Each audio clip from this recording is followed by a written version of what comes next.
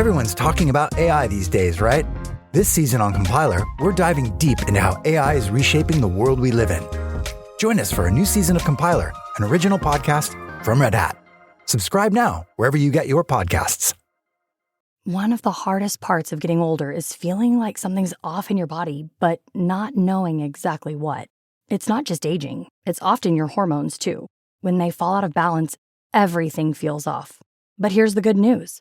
This doesn't have to be the story of your next chapter. Hormone Harmony by Happy Mammoth is an herbal formula made with science-backed ingredients designed to fine-tune your hormones by balancing estrogen, testosterone, progesterone, and even stress hormones like cortisol. It helps with common issues such as hot flashes, poor sleep, low energy, bloating, and more. With over 40,000 reviews and a bottle sold every 24 seconds, the results speak for themselves. A survey found 86% of women lost weight, 77% saw an improved mood, and 100% felt like themselves again. Start your next chapter feeling balanced and in control. For a limited time, get 15% off your entire first order at happymammoth.com with code NEXTCHAPTER at checkout. Visit happymammoth.com today and get your old self back naturally.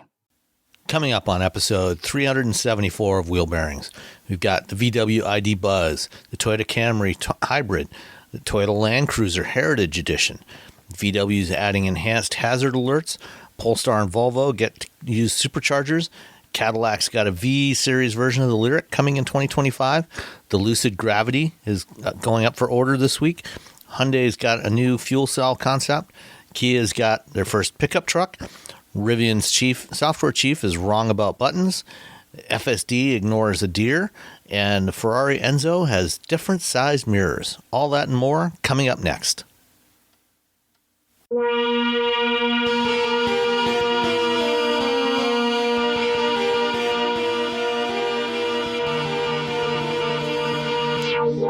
This is episode 374 of Wheel Bearings. I'm Sam Abul-Samad from Guidehouse Insights. And I am Nicole Wakeland from Car Buzz. And I am Roberto Baldwin from SAE International. And let's start with Nicole. What have you been driving? I have been driving the 2025 Toyota Camry, which it sounds like I'm picking on the Camry, but I'm really surprised how much I like this. Like, I just don't find, I never found the Camry to be the most, I don't know, interesting, exciting car around. I mean, it was fine. It was sort of there, but you know it's going to last 1,000 years. It's that thing. Right? Like, oh, yeah. Okay. You're going to have it forever, and it's going to, like I always say, Toyotas, your car doesn't give up on you, you give up on it. You just finally decide, 18 years of this is enough. I'm getting something else, Yeah, I mean, and cars like the Camry, they usually end up going through 3 or 4 owners in their lifespan. And like you said, Robbie, they last about 1,000 years and go about 100 million miles, usually without, aside from having to replace tires and wiper blades and put some washer fluid in there and occasionally change the oil. About all you got to do to them. Right. So they just keep going forever, and they're a decent value. They're not the cheapest cars you can buy, but they're not expensive, especially if you get the base trims of any Toyota. In fact, in this one, you can get in, I just had the pricing up and my screen resized itself and now it's gone. The base trim of the Toyota Camry comes in at $28,400. And that's front wheel drive. The base all wheel drive trim is $29,295. That's still pretty affordable for a nice sedan that's going to last you for 100 bazillion miles.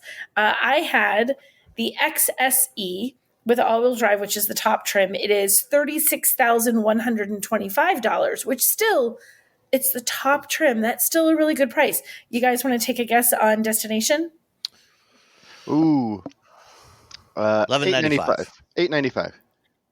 $8.95. Sam wins because it's $11.35. Oh, all right. Yeah, you're pretty close. Yeah, right. You were making it a bargain there, Robbie. I don't know. I'm trying to hope that some an automaker is just you know what? Let's stop. Let's stop doing this. They're going to have heard what you said. They're going to that one time in the show, Robbie said it was only $8.95. Let's just do that just to surprise people.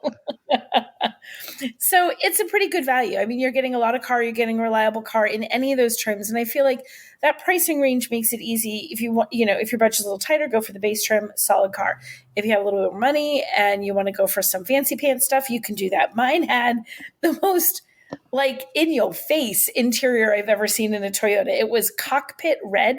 Have you guys seen this? No. It is red. Oh.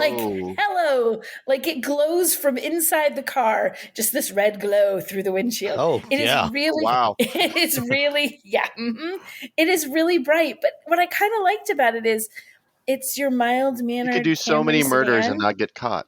Because no one would ever catch you. There's that. That's not where I was going with it. But that it makes this car have some genuine personality. And I appreciate that they give you the option. You don't have to get crazy red. You can get black. You can get real run-of-the-mill average colors. But the fact that they put a color like that on a Camry, that's just fabulous. I love that they did that. And I like how they styled this one. So they made some styling tweaks for 2025. This is nothing dramatic. It's not suddenly as if you won't recognize that this is a Camry, or suddenly it looks like some super expensive fancy sports car, but it does look really good. It doesn't look dull. And I feel like the Camry has run the mill, depending on the year. It's either so boring you don't even realize the car is there, or they've gone so overwrought you're like, guys, take something off of that. Remove a design element. There's settle too down, much. Everyone. Settle down. Settle down in the design department. Take away their coffees. This year, I thought they did a really good job. I genuinely love how this looks, especially the grille. That's a good looking car. Did you guys take a look at it? I think it looks fantastic. No, Yeah, I saw it at the reveal last year at LA. And also, the headlights, they've kind of taken on the look from the new Prius. With the headlights. I like it. I think it looks really good. So I appreciate that they've taken this standard. Everybody has heard of Camry. Everybody knows about Camry, but they made it they didn't make it too crazy, but they really made it look good. I think it looks like a sleeker, sportier car than it is before. The only thing, it doesn't drive like a sportier car. It drives fine. It still drives like a Camry to me. It's still just a Camry. It's still just a Camry. You want to get from point A to point B for 400,000 miles. Exactly. Get yourself a Camry. So, and now if you factor in the time that you've saved in not, having to get it repaired over 400,000 miles, right, you will probably get to 400,000 miles faster than certainly, a Lamborghini or a Ferrari. That's yes. But it's still a very practical car. And I feel the practical car part of it comes in the engine. So there's no longer V6. It's gone. Say a little sad trombone sound for the loss of the V6. They have a 2.5 liter 4-cylinder hybrid, and you're either getting a front wheel drive, which has 225 horsepower, or all wheel drive, which gets a little bump to 232. So not a significant difference. It's just the extra motor on the rear axle to give it all wheel drive. And you get a CVT. It's perfectly fine. It has plenty of get up and go.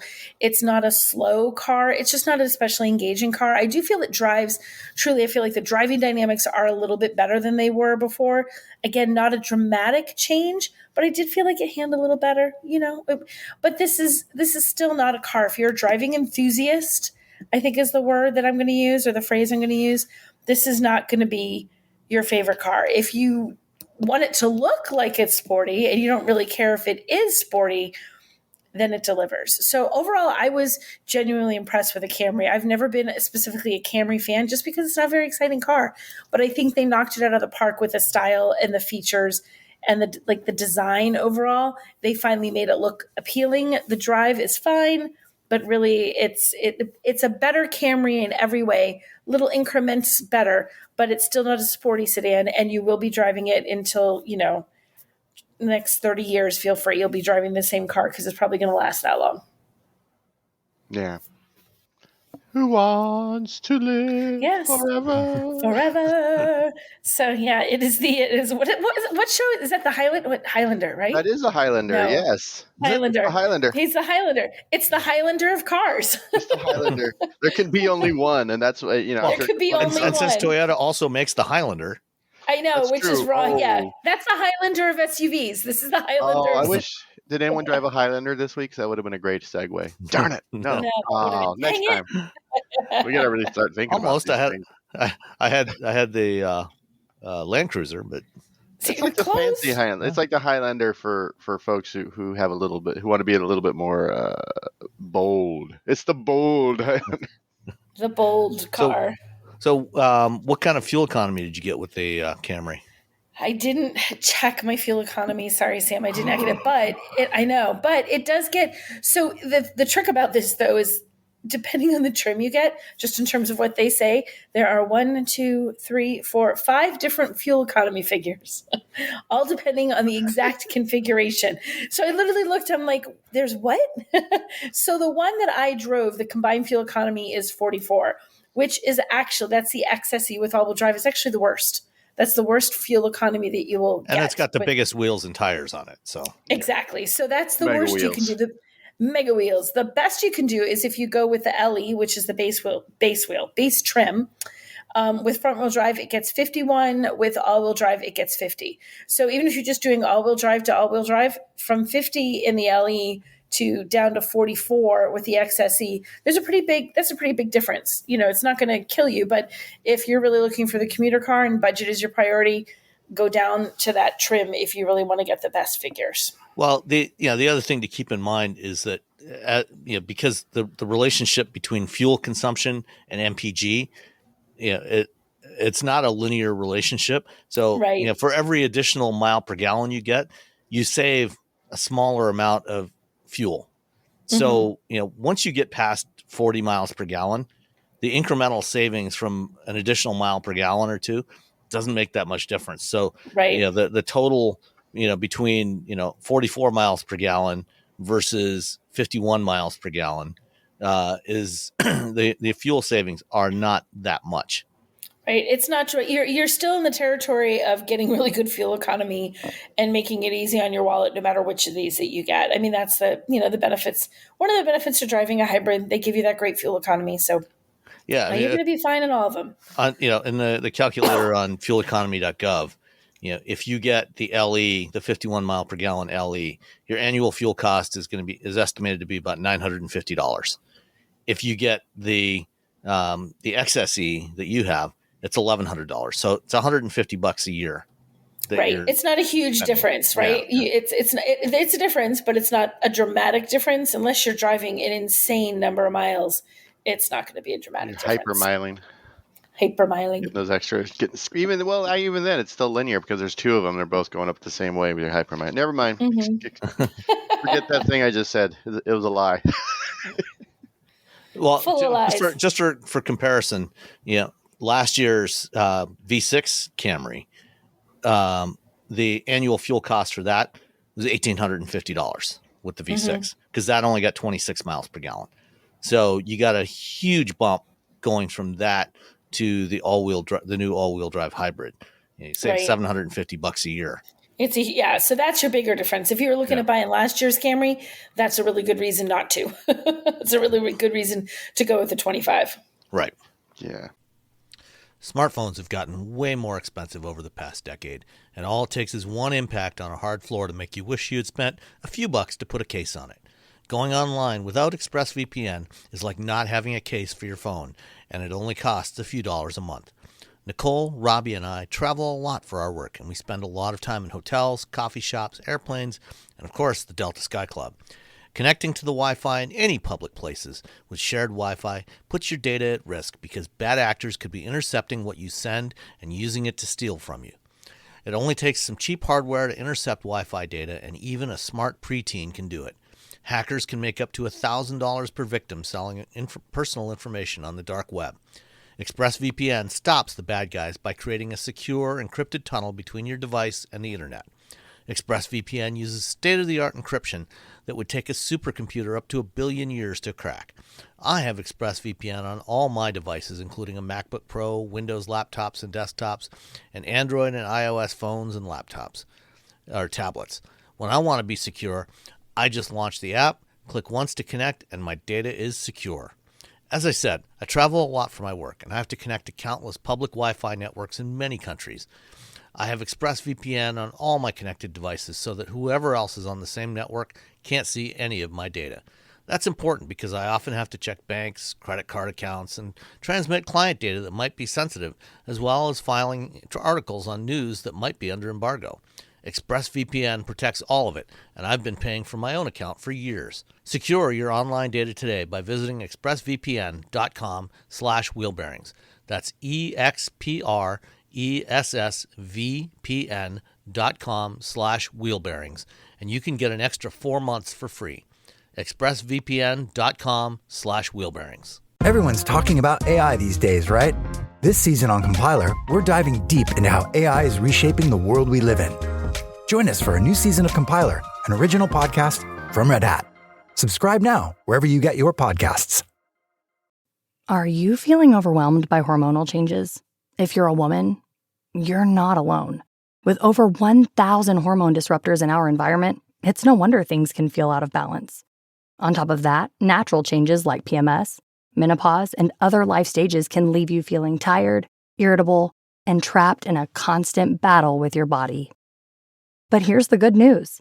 You don't have to suffer through it. Hormone Harmony by Happy Mammoth is here to help. This herbal formula fine-tunes your hormones, balancing estrogen, testosterone, and even stress hormones like cortisol, which can contribute to weight gain, racing thoughts, poor sleep, and more. With over 40,000 five-star reviews and a bottle selling every 24 seconds, the results speak for themselves. Ready to feel like yourself again? For a limited time, get 15% off your first order at happymammoth.com using code NEXTCHAPTER at checkout. Visit happymammoth.com today and get your old self back naturally. Did you know you can support Wheel Bearings directly? Head to patreon.com/wheelbearingsmedia and you can become a patron today. Your contributions will help fund the platforms and tools we use to bring the podcast to you. And exclusives and improvements are already on the way thanks to your generosity. So if you want to be part of an automotive podcast like no other, head to patreon.com/wheelbearingsmedia. We've updated the Wheel Bearings merch store, and now there's a whole bunch of new choices, new colors, new styles, t-shirts, sweatshirts, hoodies, hats, mugs, travel mugs, stickers, aprons, tote bags, you name it. You can get your Wheel Bearings merch at shop.wheelbearings.media. Go check it out. That's shop.wheelbearings.media. All right. Robbie? Hey, I drove again almost immediately after driving it a few weeks ago. Was it 2 weeks ago? Something like that. Yeah, sure. Time doesn't matter anymore. The ID Buzz again. I got the ID Buzz again. I got an email last week. They're, hey, we have the ID Buzz. I mean, it makes sense because they had them here for the test program. They're like, do you want it? And I was like, sure. So I have the 2025 ID Buzz first edition. With coffee. Sorry about the noise in the background. Hi, Russ. Tell Russ we said yeah, they're all saying hi, Russ. Tell Russ I was driving the 2025 ID Buzz first edition for motion. This is the all-wheel drive version of the ID Buzz. Right off the bat, during the drive program, I actually prefer the rear-wheel drive version. It's a little bit lighter, feels a little bit more nimble. Again, I think we've talked about this before. If you get a rear-wheel drive, front-wheel drive vehicle, if you live somewhere where it snows, throw some snow tires on there. Boom, you're done. That's it. I have the all-wheel drive version. It's nice. I've been driving it around. This, and I will say this is not hyperbole. This is the car that has not garnished. It has not taken my pay. The most attention. Like hasn't taken your pay yet. Yet soon. Every time I park the car and I walk out of wherever, there are people standing around it. And then I'm a nice person, so I I write about cars, blah blah blah, and I open the doors, I let them look at it, let them take pictures, do whatever they want. I don't care, as long as they don't spend like 30 minutes. I'm pretty. If you see me on the streets with a car that's not my own, I'm more than happy to let you look inside. I don't care. Everywhere. So yesterday I went to the store twice. Both times I came out, there's people. I went to pick up lunch, came out, there's people. People have honked at me. They are giving me the thumbs up. I've had 2 neighbors come over and ask me for a ride in the vehicle. I had band practice yesterday, and we have a show coming up, and that no one cared. All they cared about was after band practice, I was going to let them all go look at the ID Buzz. I'm like, all right, well, we've played all the songs. Let's go look at the ID Buzz. And everyone's like, yay! And like one person who didn't realize I was bringing it was like, oh. So yeah, it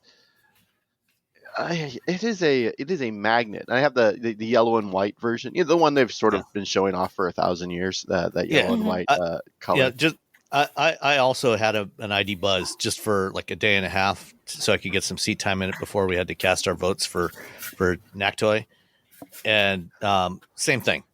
Everybody wanted to look at it. I came out of the day before yesterday. I came out of the store and there was a woman and a young child, which I'm assuming was hers. I don't know. You never know. You never know. What is a possession is 9/10 of the law. I don't know what that means. I've never understood what it means, but there she had it, so it must be hers. We were walking out of the store, and I was walking out of the store. And she's like, "What is?" She didn't even know what it was. She didn't know it was a Volkswagen. She didn't know it was an EV. She didn't know. She's like, I've never seen a car like this. This is amazing. This is so cool. What is this? And I explained it to her. And of course, the child was like, it's electric. So because children are the future. So yeah, they were very excited. Having said all that, I think when we heard the news, it was $60,000 and the range was like, I think this one's 230. Yeah, it's 231 miles according to the EPA. I was like, about the Buzz. Now, having driven it, we have another like year and a half on the Ioniq 5, and I'm hoping within that time that the Buzz will be available for leasing. Maybe they'll have a true base level versus they have a mid trim level which they're saying is the base level, and it's starting at $60,000, which is a lot of money for a car that according to the EPA doesn't get 250 miles of range. Yeah, I really like it. There's so much room for activities for all the friends of the movie Step Brothers. You could take the seats out. But there is some weirdness. For example, there's a ton of USB-C ports, but 4 of them are in the doors, which my wife had one plugged in the door. I'm like, hey, maybe don't open the door while you have your phone. Oh, geez. I didn't even think of that. Oh, my gosh. Your phone goes flying into a parking lot. Unless you have one of those really long USB cables. Because I typically buy I do have some 3-meter USB. Yeah, I have some pretty long ones that I use because, you travel or you want to be able to plug it in here and have things charged over there or whatever. But if you just have the short ones like Apple gives you that are just regular length, I just feel like your phones are just going to be being chucked out into parking lots or slowly being pulled out of someone's lap by the sliding sign. Everybody just slides away. Just slides. So there's that. The rear, when you put it in reverse, the rear camera quality just doesn't seem that great. For a car that starts at $60,000. And here's the thing: you're paying for a giant battery when you're paying that $60,000. You're paying for a giant battery and a mid-tier vehicle is what you're paying for with that $60,000. It's a 91 kilowatt hour battery. 86 kilowatts of it, kilowatt hours of it is usable. And so it's a big battery for a big vehicle. And it's not that the drag coefficient is horrible. It's just that there's just so much mass. There's so much area for, so it might have I think it's 0.29. So it's not like, it's not like it's a block, but it's also, you have to think about it's tall and it's wide. It's tall and it's wide. You're driving a tall, wide vehicle. So yeah, so you kind of give up that. But, and I think Sam I know Sam will actually back me up on this. It gets better fuel economy than what the EPA says. But here's the weird rub on my for me. Okay, well, Sam, tell us what you got. I averaged over the course of almost 100 miles of driving, 3.2 miles per kilowatt hour, which works out to if you work it out based on the battery size and what was left there, it should be able to get somewhere around 270 to 275 miles on a charge. Okay, so it's not bad. Yeah, which is, far higher than, the 230. It's a lot better than 234. 234, I think, yeah, for the rear wheel drive. So the all wheel drive version, 231. I'm assuming because I live in my road that I test on has a lot of rolling hills because it's California and it's just nothing but hills. And it's always windy or whatever. So, but here's the weird thing is that I got during my 100-mile range run that I do with every car, 50 miles on the freeway at 70 miles an hour with the cruise control on, and 70 miles an hour or 70 degrees for the climate control. And then 50 miles, like a little less than half of it on back roads, like, winding up and downy back roads. And then a lot of like just driving through like not residential areas, but, like just regular suburban areas and with a little bit of residential. It averaged 3 miles per kilowatt hour, which is really good. And so that breaks down to 258 miles. But the state of charge, I lost 41%, and that that gives me 243 miles of range. So I'm just like, what? So which computer is wrong? So I have to email. So tomorrow I have to email Volkswagen and ask them where this discrepancy comes from, because you can look at the miles, and according to the miles, when you have your state of charge next to it, it tells you typically in an EV how many miles you have left. And according to that, I had only driven like 80 miles. But you have to realize that is all relative based on who had the car before me and how they were driving it. And there's a lot of like sort of that. Like for example, right now my Ioniq 5 thinks we will only get 200 miles of range, and that's because I was driving back up from Southern California against the 35 mile an hour like headwind at 85 miles an hour. So now whenever I get into my Ioniq 5 that has 300 miles of range, it says I only have 100 miles. But when I'm driving around town, it's been at like 179 for like 3 days. Because it takes a while to adjust and update the average. So it's not. I'm not sure about the Ioniq. I mean, some cars, it'll have an average based on since the last time you reset it. In other cases, it might be like over the last 500 miles or 1,000 miles. So it varies from company to company. Car, yeah. So if you base it on the last like 1,000 miles, like 800 of those were driven very quickly on the interstate, and in one way it had tailwind, but on the other way, and still I'm doing 85, which is not great for traveling. So it's a weird, like, is the state of charge a little bit off? Because Volkswagen, the Volkswagen Group typically underreports their numbers. They did it with the Porsche Taycan. They did it with the Audi e-tron. They did it with the ID4. They say, oh, it's this number. And the crazy thing was when I drove the Taycan before the EPA number came out, and we drove it like crazy because it was a Taycan. And we were driving up Angeles Crest. We were driving on the freeway. And then they came out with this number. I'm like, well, that's wrong. And so I think if you're just driving around town with this vehicle, you're going to get 260, I think. No problem. 250, 260, no big deal. Just your average sort of EV. It's a big EV. It's efficiency when you have something that large with a giant battery isn't going to be great versus something that's smaller. That said, I'm curious if the state of charge reporting is also sort of like underreporting what you're going to get. Again, it's like the Disneyland effect. You go and you stand in line. It says 45 minutes from here, but the reality, it's only like 35 minutes.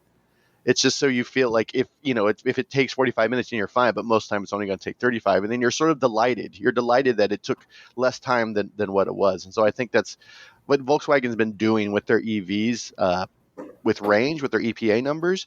And I'm curious if they're doing the same thing with their state of charge reporting. And again, I have to email Volkswagen tomorrow and just sort of figure out like what is happening with this discrepancy, because it's a 15-mile discrepancy based on my test. Because I pulled out and I'm like, oh, cool. It got 3 miles per kilowatt hour. And then I'm looking at the state of charge and I'm like, wait, hold on. That seems a little. So that said, it charges, it's 400 volt architecture, but they pushed it so it charges at 200 kilowatts. I have to go do that test later today. you know what? I really enjoy it. I really like it. I like the vehicle a lot. All this information that I'm talking about, the big nerdy stuff, will be in Wired. I'm write it for them. But yeah, no, everyone that comes up to me is like, what do you think? I'm like, you know what? And I tell them the story about how we were excited, then we were less excited, and now that I've driven it, we're excited again. And I feel like that's, and I know that Volkswagen's they're only going to make it in one factory in Hanover, Germany. Its capacity of 100,000 globally. So every ID Buzz is built in the same factory. They can only build 100,000 a year. And people are like, well, why don't you build them here? Because everyone's going to want them. But A, Volkswagen's not doing great financially as a company as a whole. Mm-hmm. And B, I think they got burned by the Beetle. Yeah. There was a ton of people wanted the Beetle when it came out. And then as soon as that enthusiasm, all the enthusiasts who wanted it bought it, then sales just cratered. And they were just like, oh no. So I think they're actually, I know it's a pain, but they're actually being smart about it. I would like them to build it here in the United States. I would like them to be able to meet capacity for the first 2 years or meet demand. But the reality is, for Volkswagen, this is actually the smartest thing they could be doing. Yeah, I totally agree. Just to continue on, what you said, I'm just looking, I took a picture of the screen and the odometer and everything. After 97 miles of driving, starting from 100% state of charge, I was at 65% and it was still showing 184 miles left. And when I was driving it, during the day that, the temperatures were nice, it was like 68, 69, 70 degrees. When I first went out in the morning for a longer drive, it was probably closer to about 50. So I did have the heat on for a little bit, until things warmed up a little bit. But I wasn't, it wasn't really hot. I wasn't cranking the air conditioning. So obviously that will pull down your numbers a little bit. The one I had was in the Mahi green with the white top. I love that color. And one of the things I love about this, one of the things I love about this car is they have a good selection of really fun colors. You've got that yellow, what do they call it? Pomelo yellow metallic. My wife said it looked candy white top. My wife who works in the hospital, green, she said the energetic orange. She said what? It looks like bile? The yellow looks like bile. Oh my gosh, ruin it for everyone, Robbie's wife. Okay. But the green and the orange are just so great. And there's also the cherry red and the blue, the Cabana blue, I think is also an awesome color. I love that color as well.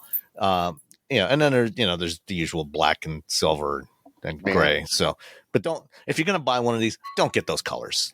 No, I don't think it should get be a allowed. fun color. Yeah. No buying a boring color. I like that Volkswagen just went all in understanding like what this vehicle is, because I think there's been a lot of like sort of pushback on Volkswagen over the past few years that they're not fun. Like Volkswagen doesn't make fun cars. The GTI is fun.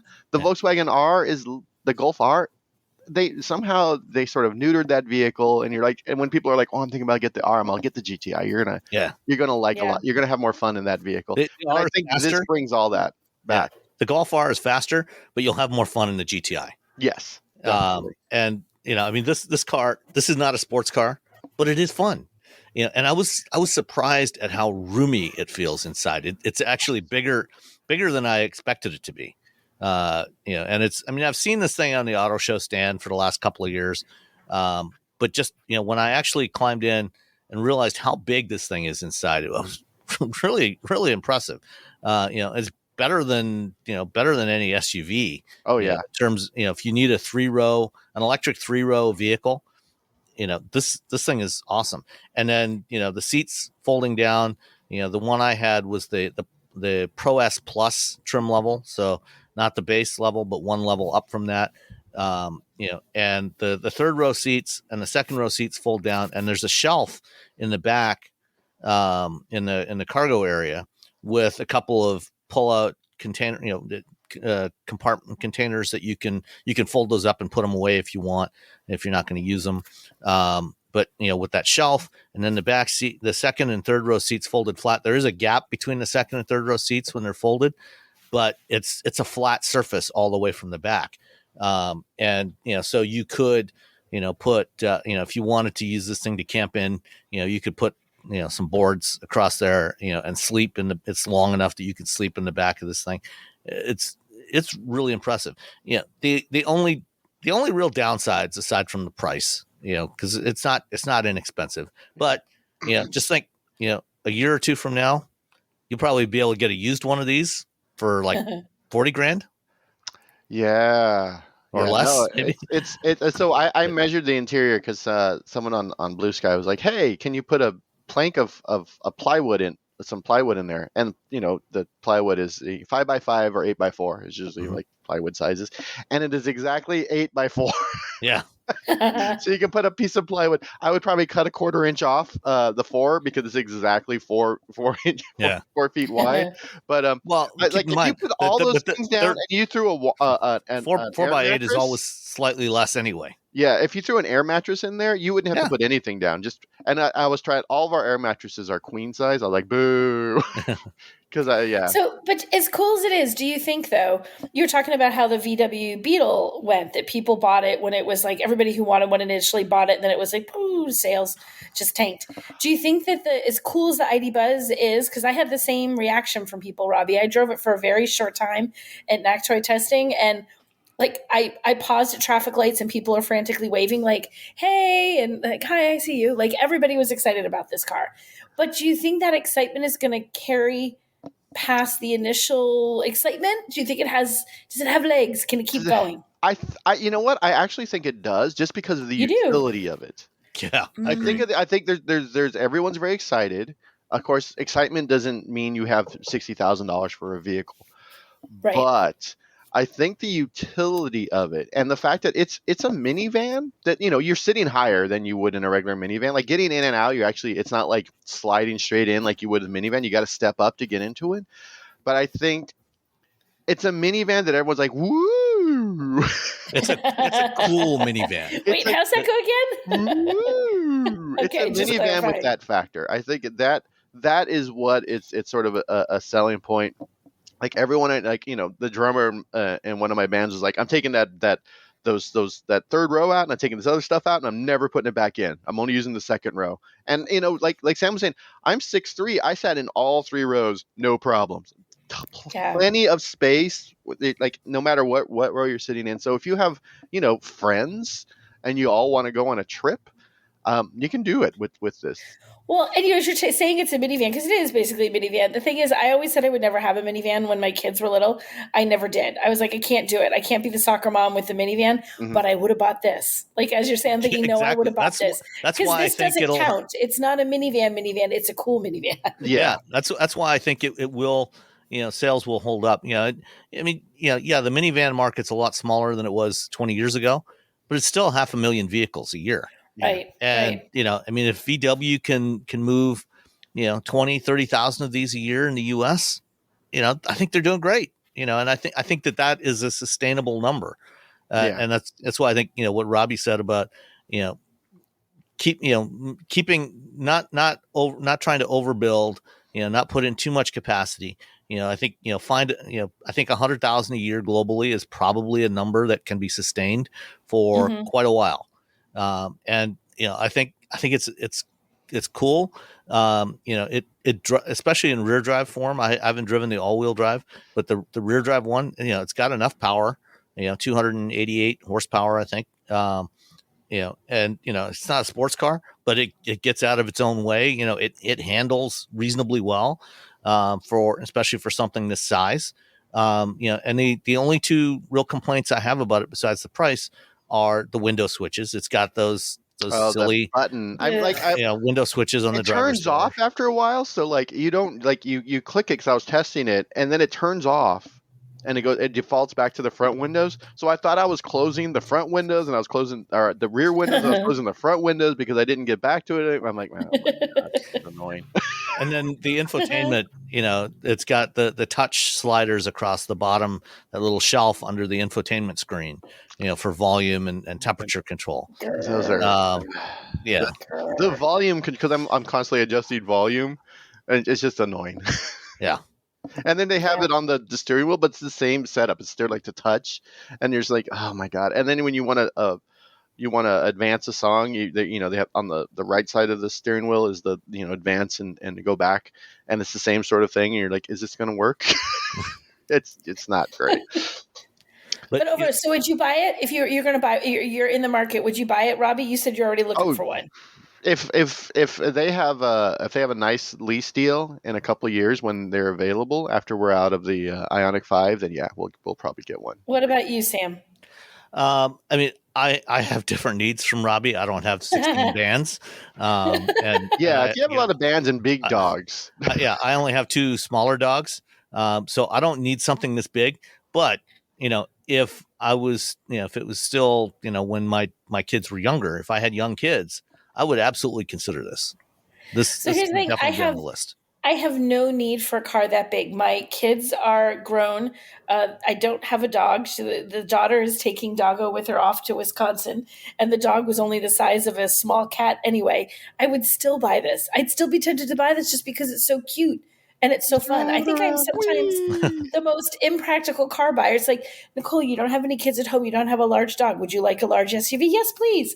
Like, I would love this. I would totally buy this just because it's fun. Visibility out of this thing is fantastic. Oh, yeah, because you're right on front of it. So you're like, I can pull up really close, which, if you get a big truck now, I'm like, I can't. I'm like, I hope there's nothing there. One thing, though, the visibility is great. But, did anybody, look at the dash, because the dash, the front, the windshield's huge, right? Mm-hmm. And it goes way, way down. You can't reach. It sounds like such a silly complaint, but where the windshield meets the dashboard is so far down you can't reach it. Not for you with your monster arms, Robbie, but for every other human. So I can totally see. I'm the person who's going to get in the car and have something in my hand, toss it on the dashboard. It's going to slide all the way down. Yeah, it's going to be like, how the crack on either side of the seat, like where it goes between the seat and the center console into that purgatory you can never get again. I feel like there's a purgatory at the very front. Display all these papers and the center console is in the front of your that's where they live now. The center console is removable. So you can drop stuff on the center console instead of putting it on the dash. So there's that. But even if you miss and you drop it down in between the center console and the seat, you just reach down in the front, pull the thing, the whole thing comes up. Not in that one necessarily. I mean, in generally speaking, in cars, that little gap. I'm going to need one of those. Those little things that old people use to pick stuff up because they can't reach down to the floor. The little grabber things. Yeah. I need to have a grabber thing so I can reach to the front of the windshield and grab the thing I inevitably would throw on there and not be able to reach. When my wife climbed into this thing with me, she was on the passenger side, and there's this nice big pocket in the dashboard above, so the glove box is underneath, and then there's this nice little storage shelf in there. And she said, is this for wireless charging pad? And I said, no. And I pointed, look over here, just behind, in front of the steering wheel to the left of the infotainment screen is a slot. So when you put your phone in there, and it's got rubber in there, so it holds your phone in place, and that's the wireless charging slot. So you don't have to worry about your phone sliding off the charger when you go around corners and things like that. So I thought that was really nicely executed as well. So there's I think most everything on here I thought was really well executed. Like I said, apart from the infotainment and the window switches on the driver's door, everything else I was really content with. It worked great. One cool detail that I noticed when I was taking pictures of it, and I tried to open the sliding doors from outside, and I couldn't get it to open. I couldn't figure out why. On the down below the infotainment screen, underneath the dash, there's 3 buttons there to open and close the sliding doors. Two are to open and close the sliding doors. The middle one in between is to actually disable that. So, if you've got kids in the back and you don't want them accidentally opening the door, you just press that button. They can't open that's basically your child lock. Yeah. And that's awesome. Yeah. And also your friends won't lose their phone when they open the door because the cable's attached to the exactly. Yeah. If they plug something in, then you just hit that so they don't accidentally, lose their stuff. So no, I really like this. It's a lot better than I expected it to be, and it got I gave it a bunch of votes for NACTOY for utility. Do you think it'll get in final three? What's your gut instinct, Sam? I have a feeling it's going to make it into the finals. Yeah. What about you, Robbie? Do you think it'll make it into our final three for North American Car of the Year? Yeah. Well, for World Car, I'm not part of. And World Car, is it up for World Car too? Is it? I don't know. I haven't gotten my eligible vehicles list yet. So like I have the fleet managers like on standby because I can't make it to this year's drive program. So I'm like, as soon as I get the list, I'll see. I haven't looked at that list. I was so like NACTOY because the votes are due. They were just due. The first, they were due already. So it was like I had that on the brain. I'm like, okay, now I can shift gears to the next one for a little while. But I haven't looked at World Car yet. Yeah. So I think it'll. Yeah. I enough people like at the drive program were just like we're pleasantly surprised because I think people who drove it in Sweden liked it. But then we're like, oh, this is going to be bigger. It's going to be this much money. It's going to have this much range. It's going to this and this. And everyone's just like, eh. And then they drove it. They're like, hey. I feel like everyone was afraid to like it too much. It was like, well, it looks really cute. And it looks like it should be fun. It looks like she should all these, but I'm just going to get myself really excited for disappointment, right? Everyone's like, I'm just going to be disappointed. I'm not going to let myself get excited. And then we all got it. We're like, hey, not a disappointment. Awesome. When I took it out for a drive, I stopped off at Pickerel Lake and pulled into the parking lot there. And it was an old VW Vanagon Westphalia parked there. So I parked next to it and took a picture of it next to the Westphalia. That's awesome. That's what I dropped in the chat there. So that was cool. That's a cool photo. Yeah. I don't think VW is planning on making a camper version of this, but in fact, I think they've said they're not planning to. I thought they said they're not, but that doesn't mean that they can say that all they want. Somebody's going to do it. Yeah. Somebody's going to be like, we can convert that for you. Give us your money. And legions of people are going to be like, take my money, please. And they'll have it. Yeah, the amount of the fact that most people can DIY stuff thanks to like, scanning stuff with your phone and getting, pretty good data about size, width, etc., and 3D printing and you can pick up all these tools for relatively people are going to go nuts on this vehicle. They're going to do a lot of stuff and the other thing is given how much bigger this is than the old school type 2 campers, the old microbuses and Vanagons, I'm not sure you even actually need the pop top. I mean, it'd be nice, to be able to stand up, but this thing's got a lot more room inside than the old air-cooled buses. Yeah. You with your logic, Sam. It's not that you need it. It's that you want it. Exactly. Yeah. Yeah. Yeah. And one thing, my wife was asking me, if they're actually calling this a minivan. And I honestly wasn't sure. And when I got home, I looked at the press kit. They never refer to it as a minivan. In the press release, they refer to it as inspired by the microbus.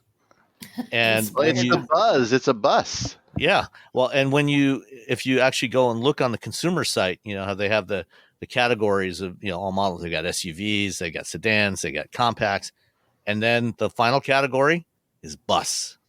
So they actually list it as a bus on the VW.com consumer site. Because nobody wants to have a minivan. It's just like what's the Kia? They call it a multi-purpose Carnival. vehicle. Yeah, MPV. The Carnival. Yeah, it's an MPV, like a minivan. But no one builds those anymore. No one wants a minivan. So everyone wants the Carnival. The Carnival. I mean, that sounds fancy. I don't even tell people it's a minivan. Just say it's a Carnival. It's an SUV with a sliding door, and people are like, "Oh!" If you just tell them that, then they're like, "Oh, all right." The rear drive one that I had came to a grand total of $66,040.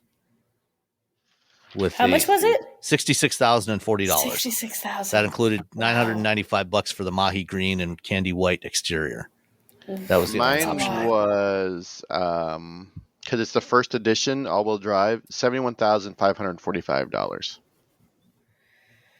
And I don't have what I drove because I drove like 4 of them at NACTOY. I know the first edition was on that list, but they had 4 of them there, and I drove them all. So drive them all. It did have mine. Mine did have the dune like interior with. Yeah, I had the dune as well. That's a bad interior because it's just eventual gray. I mean, it looks cool, but like eventual gray. You have kids or dogs. Yeah, I was gonna say I would never. It looks good, at least new. It looks. I really like the look, but I would never get this interior if I had kids.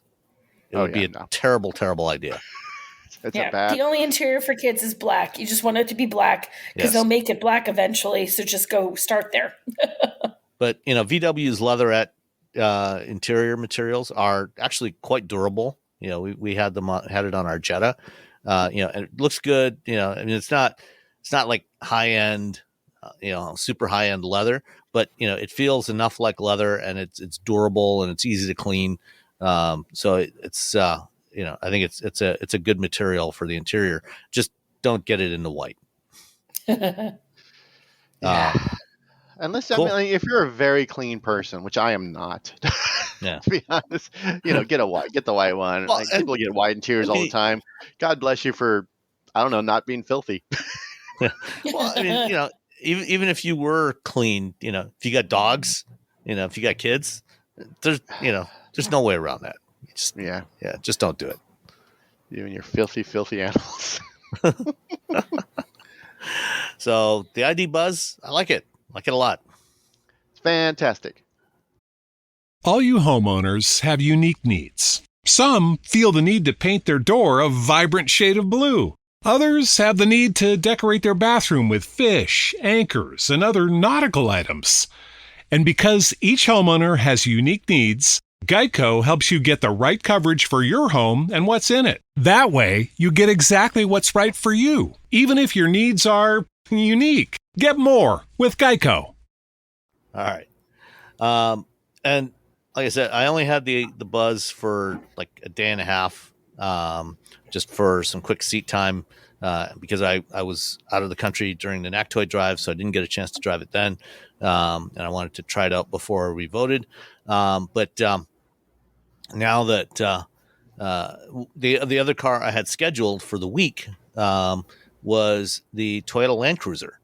And I had the not the base Land Cruiser, which I think they call it the 1958, but it's the Land Cruiser. So it's just Land Cruiser, and it was the with the heritage paint, the smoky, what they call it, smoky blue, with gray top, and I like the look of the new Land Cruiser. I actually prefer the front end of the base model with the round headlights instead of the rectangular headlights that are on all the other trim levels.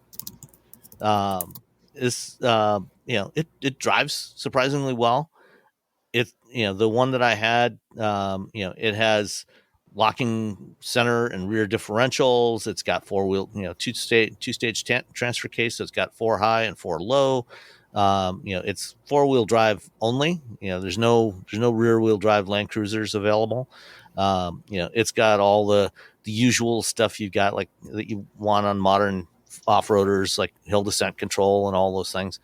But the one that I had, because it was not, I forget, it wasn't a TRD Pro or anything like that. I forget the trim levels they have on it. But this was the Land Cruiser for people that are not actually going to go off road. Despite having all the good hardware, accurate, it has the wrong tires, because these are not all terrain tires. They're all season tires. They're Dunlop Grand Trek tires. You would not want to go off road with this, because you will get stuck. 20-inch wheels. The 20-inch wheels look nice, but again, enough sidewall, plenty of sidewall for on-road driving, but it's not really what you want for an off-roader. So there's other, or if you're going to get something like this, if you are going to take it off-road, the first thing you want to do is take it, go on Tire Rack and order some different wheels and tires, or take it to a tire shop and get some different wheels and tires, because these would be, you're not getting very far on these tires. Let's see. So it's the Land Cruiser 1958, and then just the Land Cruiser. And I had the Heritage Blue with gray top, which is a good look. I like the look, but the 20-inch wheels, not a good choice. It does have skid plates and stuff on the bottom. It's got a front sway bar disconnect. So this is the weird thing. It's got most of the hardware that you want for off-roading, but just the wrong wheels and tires, which kind of pointless. It's like you can show off all this stuff, but why bother? just what are you doing? It's a giant fake out. It's a trick. It had the Land Cruiser Premium package that has a 14-speaker JBL audio system that sounds good. The current generation Toyota infotainment system is overall really good. The voice actually recognized me. The voice recognition recognized me and responded. It's got the premium package. You get things like digital rearview mirror, heads-up display, lane change assist, and front cross traffic alert, and all kinds of other good stuff. And the fuel economy was not great. This has all the Land Cruisers this year have a 2.4 liter turbo hybrid powertrain. So it's the same powertrain that you get in the Tacoma. It's the up level powertrain in the Tacoma. So the Tacoma you can get with just the 2.4 liter turbo, or that with a hybrid. So it's got plenty of power. I think it's like 335 horsepower and 460 odd pounds-feet of torque. So there's plenty of performance. That's not an issue. Fuel economy, though, like I said, was not great. It's rated at 23 combined, 22 city, 25 highway. So this, Toyota's truck hybrid powertrains, truck and SUV hybrid powertrains are really tuned more for performance than they are for fuel economy, unlike what you get in the cars and crossovers, which are really tuned more for fuel economy than performance. So this had plenty of performance. EPA is 23. I got just over 20 miles per gallon with it. In similar mixed driving to what I did with the ID Buzz, driving on similar roads. So not spectacular fuel economy. Certainly a lot better than the older Land Cruisers with V8 engines and even older ones with big inline 6-cylinder engines, which you might get 10 or 12. So it's certainly a big improvement on the old Land Cruisers, but still, this don't buy this, expecting to get great fuel economy just because it's got a hybrid powertrain. In fact, they don't even really emphasize it that much. This is the iForce Max is what they call it, is the powertrain on this. Yeah, Force and Max don't really I'm going to save some money on gas. Yeah. It's a weird choice. It's like Max. Doesn't that mean like worse fuel economy, like maximum gas use? Well, it's Max. It's an iForce Max, so it's maximum force, maximum performance. I don't know that helps me at all. It's worth a shot. So the Land Cruisers are not inexpensive, never have been, although they're a lot less than the old generation Land Cruisers were. The 1958 starts at $56,450. The Land Cruiser, like the one I had, or just Land Cruiser, starts at $62,450. The one that I drove with that premium pack, $1,240 for the alloy, the 20-inch wheels, $350 for the two-tone roof, which I think is worth it. And some mats and the sort of other stuff. Grand total came to $70,589. Yeah, not inexpensive. Nope. You want to take a guess at the destination charge? Ooh, $1,495. Oh, I was going to say 1,500. Okay, hold on. 1,600. I'm just going to go a little bit higher. Nicole got it again. $1,395. Oh. So this year, the Land Cruiser is the same platform. It's basically the same vehicle as the new Lexus GX. The main difference in the two, besides having some fancier stuff in the Lexus, different front fascia, is you get a turbo 4-cylinder in the Land Cruiser. If you get the Lexus, you get a twin turbo V6, the 3.4 liter twin turbo V6 that also comes in the LX, as well as the Toyota Sequoia and the Tundra. So quite a bit more power, and it's actually not that much more expensive. The LX I think starts about $65,000.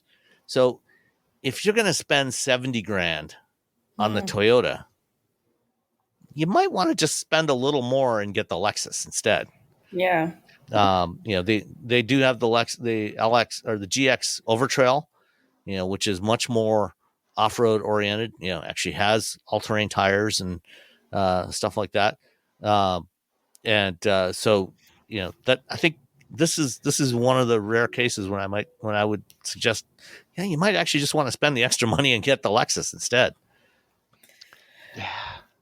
I might in this case. It's funny. I was just talking about the Camry and how close that comes. Like whether Lexus is the better choice over Toyota, because sometimes in the top trims of Toyotas, they come really close to Lexus. Yeah. This is not one of those cases. I'm like, I might go with a Lexus. Yeah. Like, yeah. Yeah. I mean, all of Toyota's off-roaders have, in the last couple of years, have gotten quite a bit more. They've redesigned them all. So you've got new 4Runner, new Tacoma, new Land Cruisers, and the off-road versions of them have gotten quite a bit more expensive. And when you compare them to some of the other stuff, that you might consider competitors, like, you compare this to, say, a Bronco or a Wrangler or even a Defender, Land Rover Defender, it's not necessarily a great value. And, for the extra luxury stuff that you get on the Lexus, and as well as the extra power, might be worth just stepping up to that one instead. Mm-hmm. Yeah. All right. That's it for what we drove. So let's get into some of the stories of the week. One quick VW one. They made an interesting announcement this week that they are partnering with Emergency Safety Solutions, ESS, on model year 2024 and 2025 VW vehicles that have a connectivity subscription. They're adding what they call help alerts, the hazard enhanced location protocol and road awareness collision avoidance alerts. So ESS has also been working with another company called Haas Alerts, and I'm not sure if Haas is involved in this. They're not mentioned in the press release. Last year, Stellantis added a feature on their vehicles with Uconnect 5. Haas Alerts is, for several years has been offering transponders that they install in emergency vehicles like ambulances, fire trucks, police vehicles that will send out information about where the vehicle is, what speed it's going, what direction it's going. And that gets sent to the cloud and then transmitted down to vehicles from manufacturers that have this set up in there, so that you'll get an alert on your screen if there's an ambulance or some other emergency vehicle approaching you, and also tell you which direction it's coming from. And so they have it looks like they have this now in new VWs. As well as the other thing is the VW vehicles, if you get stuck on the side of the road, if you're stalled or your vehicle's broken down, it will also send out an alert to the cloud that gets transmitted to other VW vehicles, so that they'll to provide alert that, hey, there's a stalled vehicle in the area, because that's one of the things that that often leads to accidents is hitting a vehicle that's disabled on the side of the road. One of the other things that ESS was actually at the Chicago Auto Show this year, and I spoke with their CEO, and he had they were announcing an interesting feature that they've developed that has been implemented by Tesla. Actually, it was the first automaker to do it. And I'm not sure if VW is doing it. I reached out to VW to ask, and they haven't gotten back to me yet on this. But one of the things that ESS has developed is based on some research they did. They found that for the hazard lights, if the flashing rate of your hazard lights actually has a big impact on how much other drivers notice it. So typically hazard lights flash at about 1 to 2 hertz, so 1 or 2 times per second. They found that if you increase that to about 4 to 5 times per second, it becomes much more noticeable to other drivers. And I don't know if VW has incorporated this feature or not from ESS, because it's something you can just do in software. It's it doesn't require any additional hardware. Sam, would they be allowed to do that with all the redonkulous rules that we have in the U.S. about exactly how that would be okay? Yes. Are we allowed to make things safer? Are we allowed? Because sometimes we aren't allowed to make things safer. Yeah, like headlights. Let's just talk.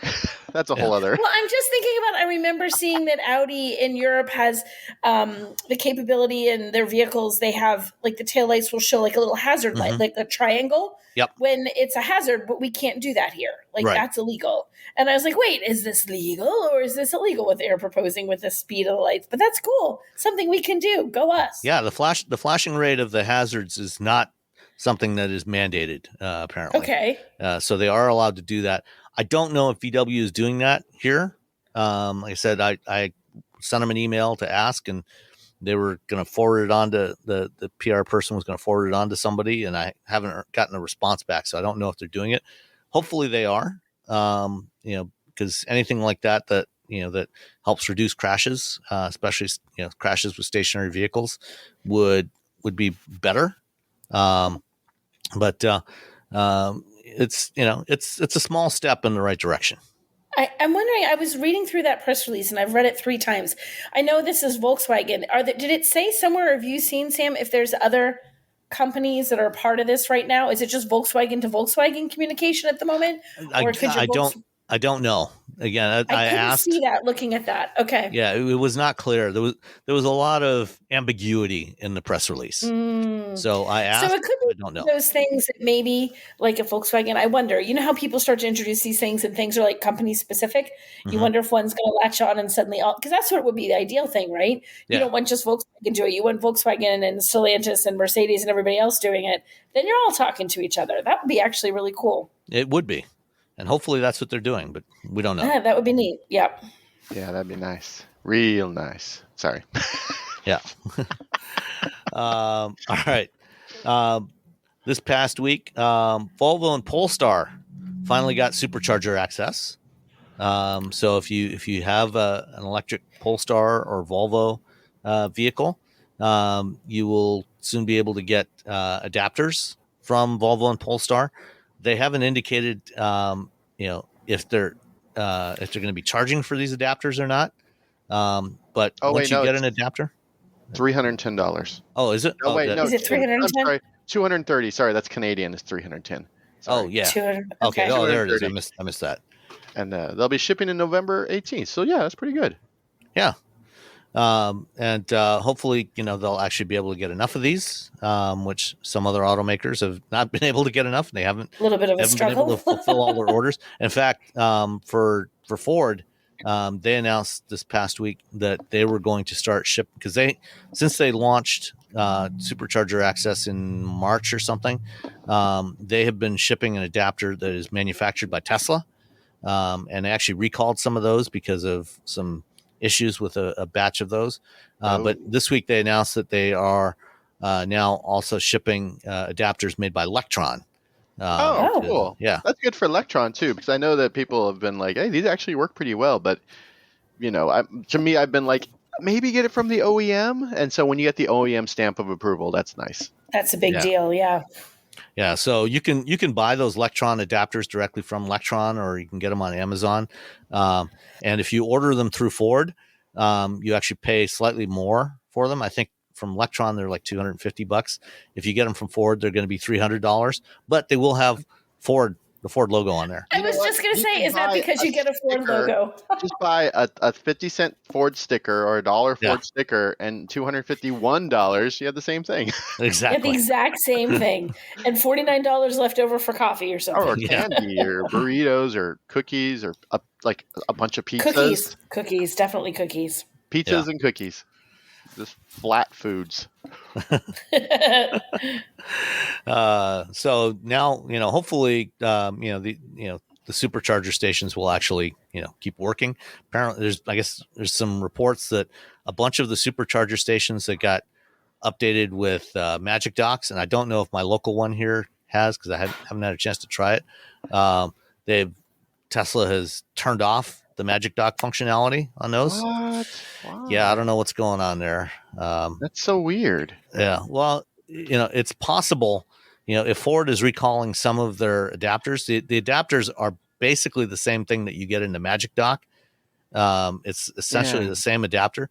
It's possible that maybe there was a quality problem with some of those adapters, and some of the Magic Docks. Yeah, some of the Magic Docks may have the same adapter, and so they've got to replace those first, and that may be why they're turning it off. Maybe people are figuring out how to steal the adapter. Well, that's possible too. You never know. Another possibility. Yeah. All right. Let's see. Cadillac announced their first V Series EV. The Lyriq-V is coming next year. No details. All they released was they said, "Yep, they're celebrating 20th anniversary of the V Series. First electric V is coming as the Lyriq next year," and gave 2 photos and no other information. There's literally nothing in this press release. We're going to build a car. Okay, thanks, bye. There's nothing in here. I'm reading it. I'm scrolling. I'm like, wait, did I just miss it? Nope. It's Read it 3 again. paragraphs. No. Read it again. No, I read all 3 paragraphs. Still not there. Yep. Well, the current all-wheel drive Lyriq has 500 horsepower. So my guess is that the Lyriq-V will have somewhere between 557 and 615 horsepower, because 557 is the number for the Blazer EV SS. Okay. Which is the same platform, and 615 is another number that I've heard this week that I can't talk about yet. That would also fit in here. So it'll probably be somewhere in that range between 550 and 615 horsepower. Oh, cool. You have more information in the press release, Sam. Yeah. Ta-da. Finally, Sam. On the case. All right. Let's see. Lucid Gravity. The order books open up November 7th, which, let's see, that is Thursday of this week as we're recording. It's November 3rd right now. So a few days from now, you'll be able to place your order for a Lucid Gravity. And they announced the initial pricing. The Touring starts at $79,900, which makes it eligible for tax credit as long as you don't get any additional options on it. Not a single extra thing. Right. Don't get all the things. And the Grand Touring, which is actually the first one that will be available, is $94,900. Oof. And it will have more than 800 horsepower and over 440 miles of range. I want one. I don't need one. I want one. Have I seen it? Have I driven it? No, I want it. That lack of logic that makes me want a VW bus, same thing that makes me want this. I mean, you haven't driven the Wagoneer S yet either, and you ordered one of those, so. I did. I can always change it. I mean, well, you haven't gotten it yet, so. I haven't gotten it yet, and I don't know when that's happening. It's not going to be, I think, next year. My guess is next year we might see one of these. But not at which time? That'll come first. You could get the Gravity. I could have the Gravity before that, yeah. Yeah, it didn't show up. Sorry, I got the Gravity instead. And the Gravity will have more range. Starting production late this year. Okay, so it's a bet. Which one do you think is going to be first? Do you think it'll be the Gravity or the Wagoneer S? I think in terms of when actual retail customers get it, yes, because they actually have, looking at sales numbers, like we have a database that we use of sales numbers, and actually even if you just look at Stellantis's most recent their Q3 sales release, they actually delivered something like 74 Wagoneer S's in Q3. But regular people? No. Well, no, that's what I was getting at. Those are almost certainly all Stellantis employees. Yeah. And that's not unusual to see, some small numbers, before they actually hit, retail sales. So I'm guessing that the Gravity might actually get to retail customers before the Wagoneer S. It could. That's crazy. If the order books open Wednesday. Thursday. Order books open Thursday. Thursday. Sorry. Order books What is open time? Thursday. What is time? I don't know. It's daylight Has no meaning savings anymore. or whatever. It's all everything's confused. Everything's Order broken books right open now. Thursday. Production starts this year. I mean, has Lucid generally been deliver when they say they do? I mean, they're not Tesla. Tesla, you're like, who knows? Have they been pretty? They were pretty close with the Air.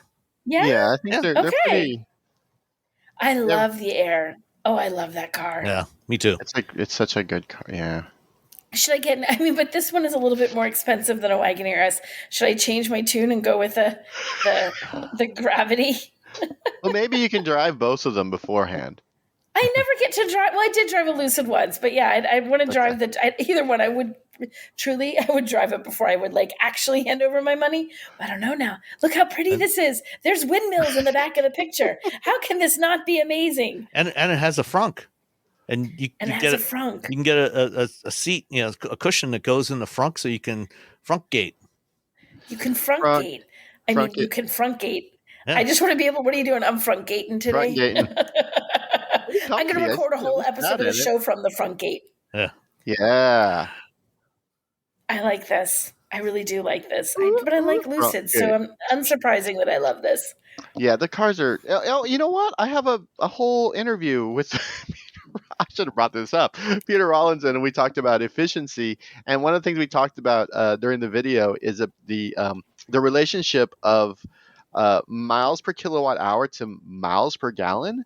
Because let's say your EV gets 5 miles per kilowatt hour, you can kind of just if your car gets 50 miles per gallon, that's good. So for both of those, so if you actually kind of look at those as sort of a relationship, if your car gets 2 miles per kilowatt hour and it gets and that's sort of in your brain, if you think that's 20 miles per gallon, then it sort of helps people sort of make that leap from the efficiency of a vehicle versus the efficiency of a gas car. Because it is hard to, we all have a sense of understanding of what those miles per, okay, I get what 50 miles per gallon is. I get what 20 miles per gallon is. You're kilowatt hour per what? It's hard to understand. Yeah, miles per kilowatt. So there's a whole video. I'll send you a link, Sam, and if people want to watch it, you can.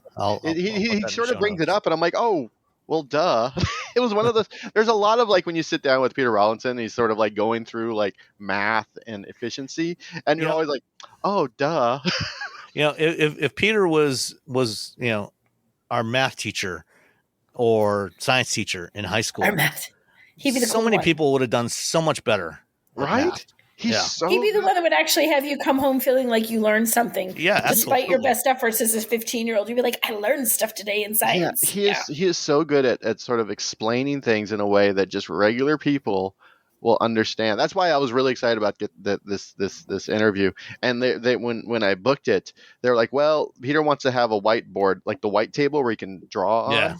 Because he does, so it's easier because you just write out and show the setup and stuff. And it was, but what was fun is I have a jib, which is just it's a tripod, but it has a long arm, and you can lift and you put something at the end of the arm, and you make it go up and down, and so and it keeps the camera relatively stable and level, so you can do really cool shots. I don't use it very often because people aren't like, ooh, look at that jib shot, but I used it for this. I could put my phone over the table because I can get really tall, and so it wouldn't be in the shot. So we would have a camera shot of the table itself. So while he's drawing and teaching us all math, it went well. When I first put it on there, I put the sandbag on the wrong part, and it just started sliding down, and then started moving towards Peter. Oh god, I'm gonna kill the CEO of Lucid. And I was like, I'm like, hold on.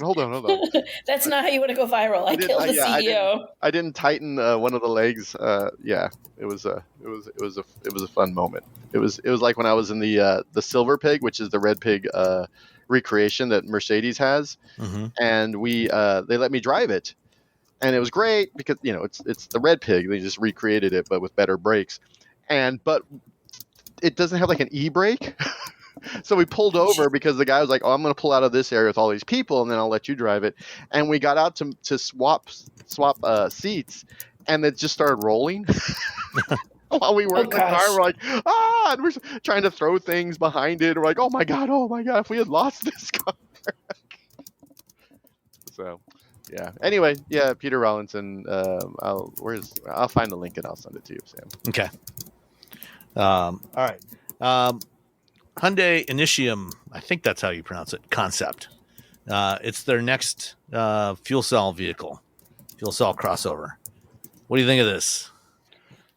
Initium. I don't know how I feel about the name. Let's see. Initium. It looks cool. It looks super fancy, like very. I'll run you over if you can get out of my way. I love the new Aztec. That's what I love. And I mean, you think it looks? Oh, dang! There's been a lot of people online saying it looks like an Aztec. But you know what? I think it's better than an Aztec. It's better though. It's like I love the new. That's why I'm not saying that in a bad way. Like it, the design. It's you can have a Porsche that sort of, and you can have a car that kind of looks like a Porsche, and the Porsche just looks 1,000 times better. Yeah. It's the little things. It's the just finishing off. And yes, it does kind of look like the Aztec, but I think it's cool. Now that you say it, I didn't see that until you said it, but totally. Sorry, I ruined. I've ruined something it. For what I ruined for you earlier Robbie. Today. I don't know. There was something else you ruined for me. It was a color that your wife thinks looks like bile. Oh, bile. Yeah, the yellow one. Just ruining things. Ruining Robbie. No, I think it's cool. Hydrogen's bigger in Korea because it was government mandated to have it out. But it's good that is there a hydrogen infrastructure for passenger cars? No. In the United States, no, God, no. There's not really much you can drive around where I live, and that's pretty much it. But are there fewer there? Even wasn't there some place that was hydrogen shut down, Shell closed down. Yeah, that's stations. What I'm thinking of. Yeah, it was mostly just like me and Antoine and any other like reviewer. There are some Mirais. I do see Mirais on a regular basis up here, but it's. You still want to keep working on that technology because I really think that long haul trucking is going to be where hydrogen makes sense, and then as those corridors are built out, then you're going to get a little bit of a spider web effect. And I think in the future a big F-250 Super Duty, if you can have that on hydrogen and you live near a major corridor, that's a kind of pretty good way to get around if you're concerned about battery and you don't want to like get a series plug-in hybrid. So, and it's a thing that everyone should keep doing, but I don't think you're going to go out and buy one. Hydrogen. Supposedly this previews Hyundai's next generation design language, which they're calling Art of Steel. Art of Steel? So this is apparently what the next generation of Hyundais are going to look like. I mean, it looks cool, but why is it the Art of Steel? Is it because we got fancy with the metal? I don't know. It's steel, and they're making art. Art of Steel. The Art of Steel. Okay. I mean, I like it. All right. I don't feel like I know what to do with that any more than I did with the press release that was 3 paragraphs of nothing for the Cadillac. I'm confused. It's like Neue Class. Like, what's Neue Class? What does that mean? It literally means new class. New class. Like, okay. Like, what? What's that? Okay, fine. But no, I mean, if you have a little, the next Ioniq 5 looks a little bit more like this. It looks even more like a 70s or an 80s or 90s hatchback that's ready for some rallycross. Then sure. Everyone's just recreating rally cars from the 80s and 90s. That's all. Nothing wrong with that. Yeah, there was a lot of cool rally cars in the 80s. There were those Group B machines. Oh, they were something special. Yeah, fantastic. All right. So how about the Kia Tasman? Tasman. I love Bollinger. The Tasman. I'm excited. Remember the Bollinger? I like it. You can actually buy this. I mean, not here. Well, yeah, you can't buy it in America. But this is the Bollinger, but you can buy it. This is like the worst tease. Like, you guys, look at this really cool truck. Like, super psych. If you live in Australia or Korea, you can get it. Is this a reason to go to Australia? No, because they have spiders the size of dinner plates, so I don't want to go there. In the Tasman, you're safe. But I want the Tasman. What if I ordered one? What would happen? Just run them over? Does it have the ground clearance? No. But you're safe inside the Tasman. But I'm safe inside it. I mean, the reason we can't get it is the chicken tax. Yeah. Thanks for the sound effect. I do what I can. It's an interesting design.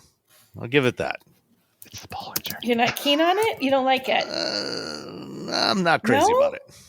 Not crazy about it. It's weird. I like weird. Yeah. It's weird. It's definitely weird. Here's the thing. It's weird and buildable, unlike, say, the Cybertruck, which is weird and incredibly difficult to build. Yeah. I mean, at least, it's truck shaped. So, the things that you would do with a pickup truck, you can do with a Tasman. Mm-hmm. So, Tasman. I think one thing that was interesting, those black plastic things over the wheel arches are actually storage boxes. They're a little odd. Yeah. So, unlike the Ram box. Are they really? Unlike the Ram box, which has the boxes along the top edge of the bed on either side. These are above the wheel arches, which seems an odd choice because, they can't be that deep. So you're not going to be able to put anything very big in them. You can put where do you access them from? You can put things in to kill spiders. There you go. Giant. Have your spider swatter. Giant spider reptile. Killing spider swatter. It's going to be a spider sledgehammer living there. Look at the interior shots that they have. Like the door handle is really cool. Like they have the it has almost like the F-150 where you can have that little flat workspace in the front, and there's a little table. There's a little drawing of the truck with it's how tall it is and how long its wheelbase and how wide it is. So when you're driving along, you're like, oh, are we gonna fit under this? And that's my Australian accent. And then you look down and you're like, sorry, we're gonna be great. Yeah, the interior is really nice on this thing. I think the interior works much better than the exterior. Yeah. And it has a cookie table. It's got the cookie table. Yeah, exactly. Yeah, it's got a cookie table. How can you not like this? Yeah. I want to know if we need dimensions. Is it a bigger cookie table? Can it hold more cookies? You can put a lot of cookies on there. Oh, I don't know. You have to go to Australia and test it, or Korea. Spiders. I think it's Korea. You don't have so many spiders in Korea. That's true. But you can only drive only drive 30 miles an hour in Korea, though. Everything, all the speed limits. When we drove the Kia Soul EV that they were going to bring, but then they didn't because they didn't have enough batteries. I was with Scotty Reeves, and we're on a back road, and the top speed was 30 kilometers an hour. It's 18 miles an hour. I'm like, Scotty, I'm going to go faster than this. Are you okay with me breaking that rocking speed limit? And it's still a Kia Soul, so it's not a race car, but it had switchbacks, and it was down a hill, and I was like, really? We're going to 18 miles an hour, huh? All right. So, yeah, the interior, they clearly, benchmarked an F-150 and, combine that with, some elements of Kia design. So you've got the cookie table. There's a storage bin underneath the back seat that, you fold up the back seat. There's a nice big storage bin down there. Lots of other features. So, yeah, I think the interior makes a lot of sense, but in the bed they have a little cutout for a plank of wood, just like the Maverick. There. Oh yeah, on top of the wheel arches there. Yeah. Oh wow, look at this one. Yeah, I'm just looking at these pictures all day. You guys continue the podcast. I'm going to keep looking at pictures. He's going to look at pictures. And you can get it. You can get it as a chassis cab. Yeah. So TechCrunch had their Disrupt conference this week in San Francisco.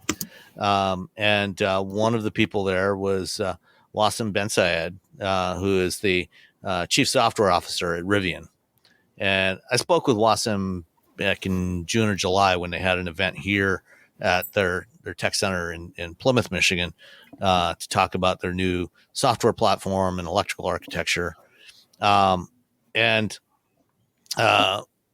during the interview that he did with Kirsten Korosek, he referred to in-car buttons as an anomaly. This is just a software guy trying to keep his job. Yeah, he's just trying to make me angry. There's plenty of software to do. A software guy trying to keep his job. He's just trying to keep his job, and also like he talks about AI. And I signed up for Disrupt. I ended up not going. I couldn't make it after all.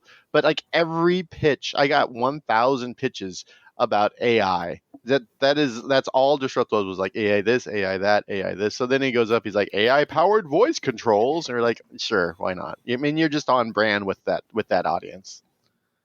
Yeah, I'm gonna email be like, hey, make sure you don't take those buttons away. If you have a Rivian, I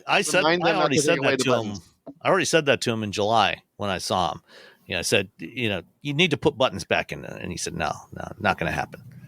He's not going to do it with this. I love Rivian, but those stupid vents are. Yeah, I told him that the touchscreen controlled vents are a stupid idea, and they need to get ridiculous. Did he have a response to that? Specifically the vents? He said, we disagree. We think this is a better solution, and he's wrong. I mean, I have a lot of respect for the guy, but that doesn't mean I can't disagree with him, and I can't disagree more than touchscreen controlled vents. The fact that when Scout is like, hey, look at all the buttons we put in there. Not everything's. Well, and I think that's why he said this. And the entire internet lost their mind about yay buttons. And then he's like, nah. You'd think with everyone saying, oh my gosh, it's so nice to have buttons, that they might be like, maybe a few things need buttons. Maybe. It's not. Yeah, he wants to get rid of all the buttons. Well, it's cheaper, to be honest. It is, and that's what I said online this week. Somebody asked, it's like, why are they doing this? And I said, it's cheap. It costs a lot of money to engineer and validate and assemble a system with buttons and switches. It does add a significant amount of cost. The only ones who benefit from getting rid of the buttons and going to all touch controls are the automakers. There is zero consumer benefit to this. The automakers benefit by cutting cost. We lose. Mm-hmm. Yep. Yeah. All right. 100%. Buttons. That's why they Scouts. I'm like, well, they got buttons. I mean, I like the Rivians, but they got buttons. Yeah. Love me some buttons. Yeah. Rivian's got the gear tunnel. Scout's got the buttons. Which one are you going to go for? Gear tunnel or buttons? I like the buttons. That's tough. I have to drive the Scout. That's where it comes. Yeah, I think ask us again after we drive it. Yeah, I do love the gear tunnel because I can just throw things in it and not worry about it disappearing. But yeah. All right. If you have a Tesla and you have the FSD software, please don't use it at night. In fact, just don't use it at all, but especially don't use it at night. The drive has a story and video from a Tesla driver, Model 3, showing his car on FSD, just running straight into a deer, not braking, not trying to avoid it, just not even slowing down after hitting it, just running down a deer. And, this is why a camera-only system for automated driving is a terrible, terrible idea. You need to have active sensors that can actually see stuff in the dark and in fog and, know how far away stuff is. This deer was just standing there in the middle of the road, and just the car didn't even slow down. Yeah. I wish they kept the video going to see how it stops the instant it's hit. Which is terrible that it goes. But I'm surprised that it didn't try to do something. Does it realize it hit? It seems like it didn't even realize it. Yeah, it just kept going. Yeah, it didn't even slow down after it hit it. Wow. That's a bummer. But also the driver, it does go to your point, Sam, that the driver needs to be paying attention. Oh, absolutely. Any of these, any system, it's not. None of them are driverless. You all need to pay attention because it doesn't look like. And again, we don't see the full. Like it doesn't continue after the deer was hit and is off camera. But the guy doesn't attempt to slow down at all either. Like the person doesn't do anything. You know what I mean? The human behind the wheel, and you see it for a second. Like we see it. He must have seen it. So that just like pay attention. The car doesn't do everything. Pay attention. Yeah. All right. Finally, the Ferrari Enzo. I had never noticed this before until I saw this article this week. But the mirrors on the Ferrari Enzo, which is a car that came out over 20 years ago, are different sizes on the driver's side and the passenger side. The passenger side one is considerably smaller than the one on the driver's side. It's about 30% smaller. And reading this, turns out that the reason why they did this is because where the pillars are on the Enzo, the mirrors are actually mounted on the fenders, on the front fenders. And where the pillars are, if they had made the passenger side mirror the same size, about 1/3 of it would not be visible anyway because it would be obscured by the A-pillar. So Ferrari said, well, if you can't see that part of the mirror anyway, we might as well just make it smaller and have a little bit less aerodynamic drag. Yeah. And so they made it smaller. So you got asymmetric mirrors. And it got me thinking, remembering back in the early 90s, my first job after college when I was working for what was then Delco Moraine on ABS. One of the cars I worked on was the Lotus Esprit. And first time I got into an Esprit to drive it, one of the things I noticed was the mirror on the passenger side.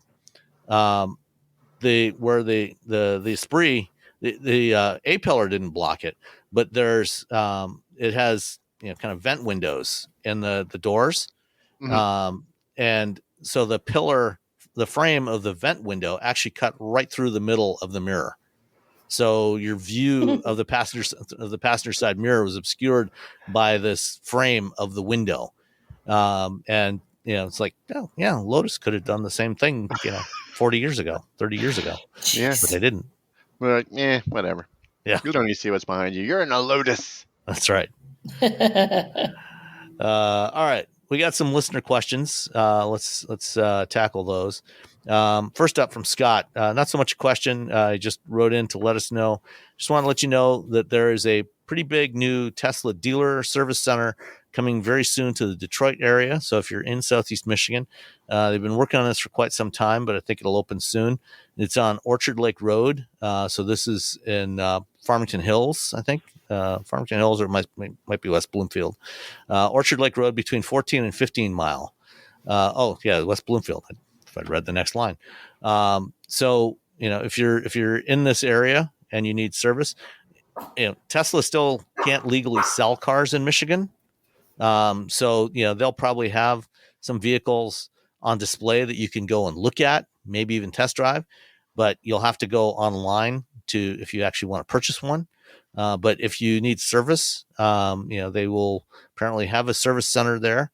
So hopefully that will reduce some of the wait times, because the guy who hit the deer, the earliest he could get a service appointment was January. So hopefully they're opening up more service facilities. Good news if you live in Detroit. Yeah. Yep. John has a pretty long one here. It says, hi all. A while ago, you asked listeners to point out dealerships that were charging additional dealer markups, and you would call them out on it. We love to shame bad dealers. I wanted to point your attention to a slightly different problem with dealerships, and it has to do with their service departments and how they intend to rip off customers in a new way, especially since EVs need much less maintenance. A local dealership that I had nothing but great experiences with was last year sold to a larger dealership chain. Please note that I have bought cars here for over 30 years and was, with the emphasis on was, a loyal customer. I also regularly used their service department, where I knew a lot of the mechanics and technicians over the years, many of whom seem to now be gone with the new ownership. A couple of months ago, my F-150 Lightning needed the recommended 40,000-mile service. This consists basically of a tire rotation, multi-point inspection, and washer fluid. Before the dealership change, I think I paid about $35 for this service. I pulled in, and the tech, who I had never met before, came up to me and asked me to sign the estimate of service. $435. I literally started laughing at him. I asked him, what are you going to do for $435? Well, air conditioning, sanitation, and purification, new wiper blades, change the brake fluid, replace the air filter, rotate the tires, and a multi-point inspection. I told him no way. He proceeded to tell me that for $200 less, they could remove the air conditioning sanitation. I wonder if this consists of spraying Lysol in the vents. I proceeded to tell him all I wanted was a tire rotation, multi-point inspection, and washer fluid filled. He reluctantly agreed, and I ended up paying about $45. I won't be back. The problem is, had this been my wife, daughter, or son, they may have agreed to this nonsense, thinking the service department knows best. Dealerships never... I'm sorry. I'm okay. Go on.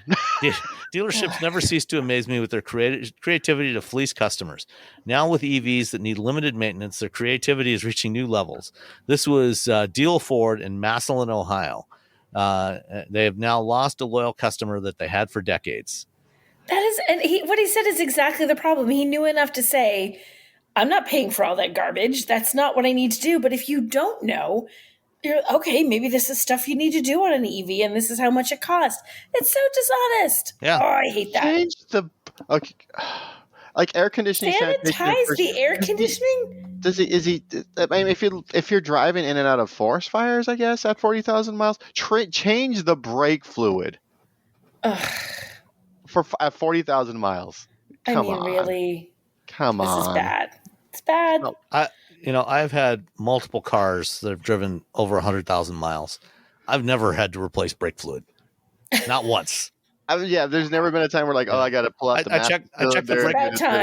I check the brake fluid. The cylinder goes bad. Yeah. You're like, it's fine. Right. You don't need to. Yeah. I mean, your brake fluid should generally be like a goldish color, and if it starts looking black, then it's it's getting contaminated. Then you want to, it's getting water. It's absorbing moisture from the atmosphere, and then you need to replace it. You need to flush your brake fluid and replace it. And actually, I'm taking the Miata into the shop tomorrow because my brake fluid actually looks great, but the clutch cylinder, which actually uses brake fluid to engage the clutch, that fluid is actually black. And last week when I was driving it, I couldn't get the clutch to completely disengage unless I pumped it a couple of times. And what year is your Miata? It is now 35 years old. There you go. So yeah, that's 35 years. Man, Yeah, I went to a dealership. So we used to have a CRV, but it was the one without real-time all-wheel drive. So it just had, it was just front-wheel drive. And I went and we were doing it. They're like, oh. And the guy came out. He's like, "Yeah, we need to service your rear differential." I'm like, "Do you now?" He's like, "Yeah." I'm like, it's only front wheel drive, right? He's like, "I'm like, it's not a real. What are you gonna do to the rear differential for a vehicle that doesn't have the drivetrain going to the power?" Oh my He's just like, "All right, yeah, let me take that off the thing," and then he walked away. Well, I also like replacing the air filter on the Lightning. What air filter? You got to replace all the things. Oh my gosh. So, Deal Ford in Massillon, Ohio. Shame on you. If you're in Massillon, go find another dealer to take your cars to. And that's unfortunate. Especially this person's been going there for decades, and now they're like, nope. I know, they lost a customer and lost a lot more because that he's told every single person he knows it's local, don't go there for your Ford. Yeah. You know?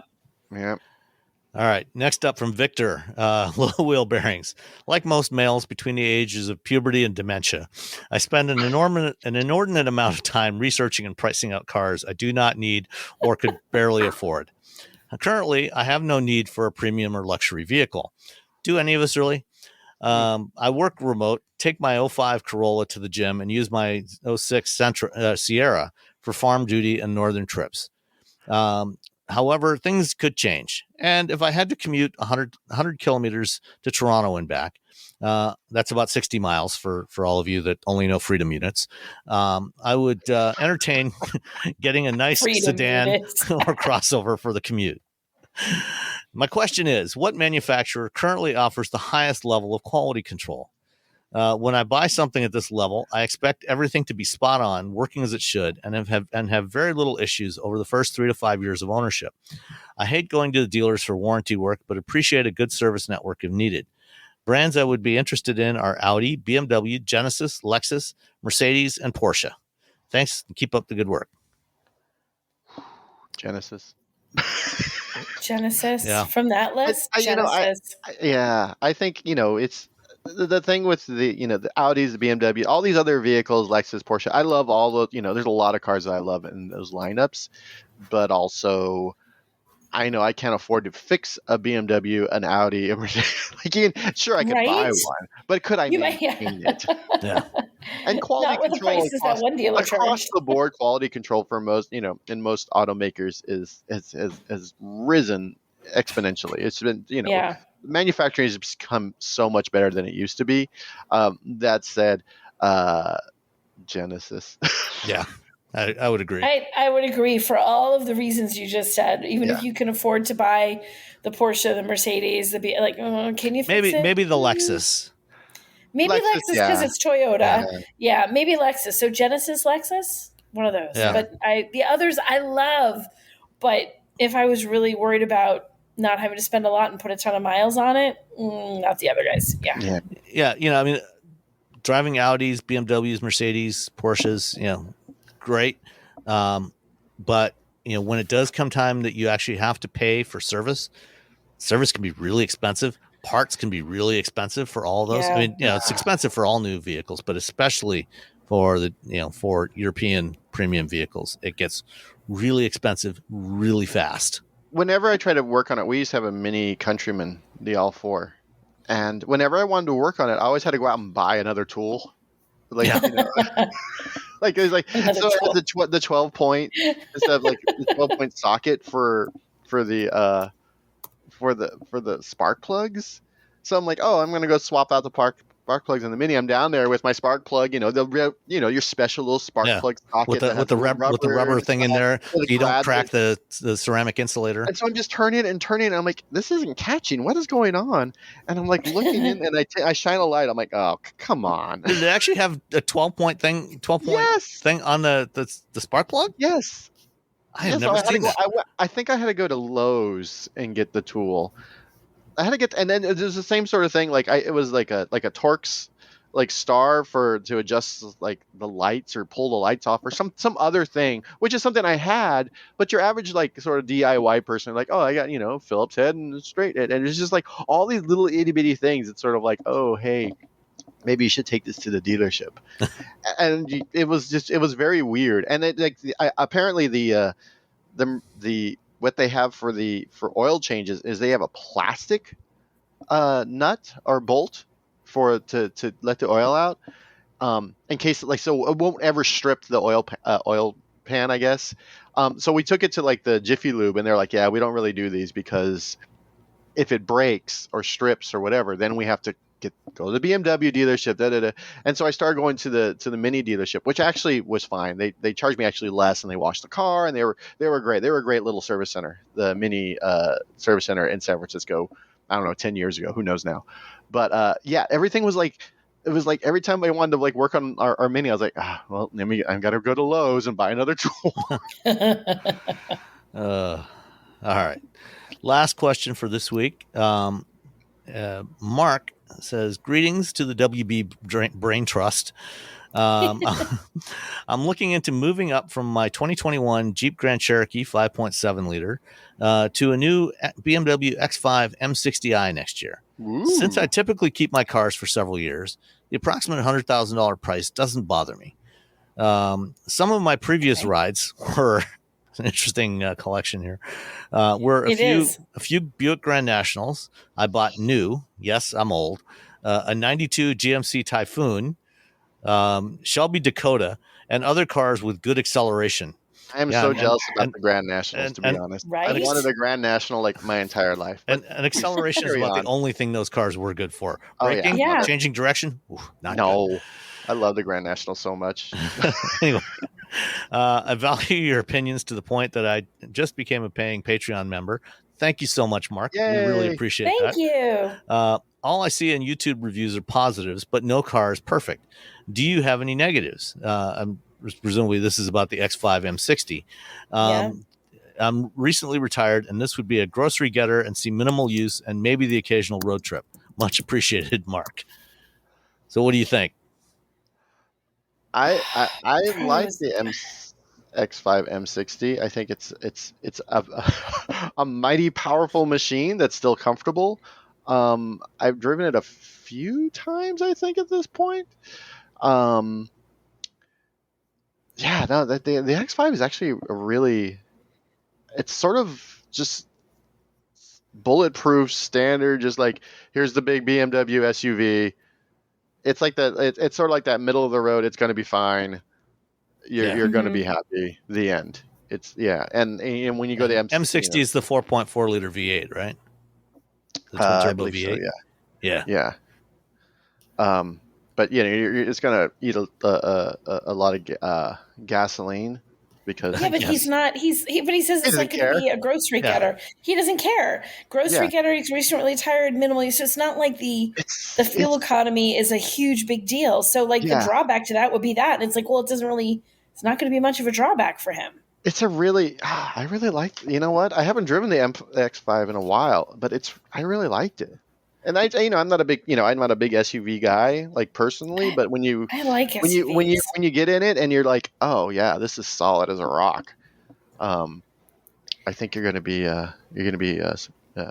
happy, especially considering the vehicles you got. This will handle much better than those Grand Nationals. Oh yes, it will change direction. It'll stop.